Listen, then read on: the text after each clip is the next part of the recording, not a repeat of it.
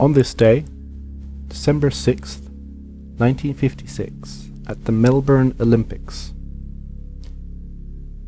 the Soviet team played the Hungarian team in waterpolo. The Hungarians beat the Soviets 4-0, and a Hungarian player, Ervin Zador, emerged during the last 2 minutes of the game with blood pouring from above his eyes after being punched by the Soviet player Valentin Prokopov. Now, this doesn't sound like the most important thing in the world, but at the time, it made headlines all over the planet. This was just after, the crushing of the Hungarian Revolution in 1956. Tensions, because of this, were already high between the Hungarians and the Soviets. Before this, even before the Rising, the Soviets had been taking advantage of their political control in Hungary to study and copy the training methods of the Hungarian team. On the 23rd of October, demonstration by students in the Budapest University escalated into an uprising against the government. That was on the 1st of November. On the 4th to the 10th of November, Soviet tanks and forces invaded Hungary. They began suppressing the uprising, airstrikes, artillery bombardments, and tank infantry actions. It was a complete, serious invasion. Hundreds of thousands of people fled into Austria as refugees. At this time, the Hungarian water polo team was outside Budapest. Apparently they were able to hear and see some smoke and gunfire. They were withdrawn then into Czechoslovakia to avoid being caught up in what was going on. And they didn't learn of what had happened in Hungary until they arrived in Australia. Now, once they had learned about what had happened, they already didn't like the Soviets because they'd been spying on them, basically, and tried to steal their methods because they wanted to beat them.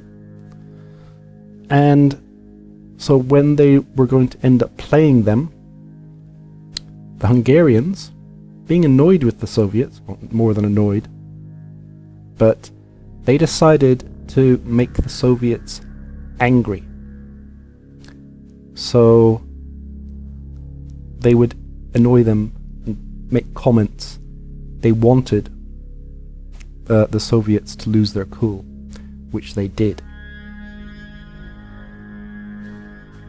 So, having seen their country invaded and occupied and their rising destroyed, they decided that winning this match, this polo match, would be a way to salvage pride of their country.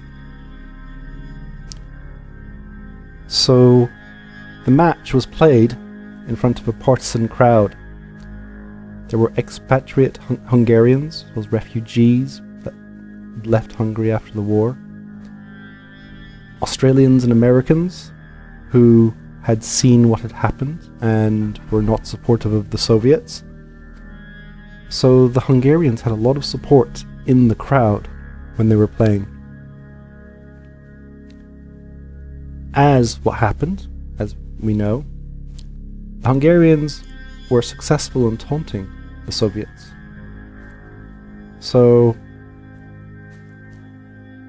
spectators as well jumped over the stage and started shaking their fists and shouting abuse at the Russians. The police had to be called in to take them away. Now, when he came up 2 minutes before the end of the match, blood pouring out, it was reported around the world as the blood in the water match. Interestingly, Zador and some of his teammates after this match claimed asylum and never went home. They couldn't. But before they did that, they went on to beat Yugoslavia in the final and win a gold medal at the Olympics for Hungary. So, all round, a very strange episode, but one that seems understandable in the circumstances.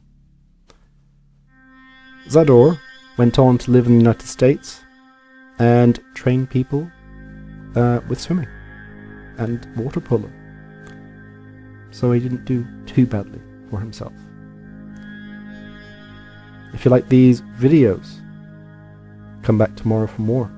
Comment, subscribe, and like.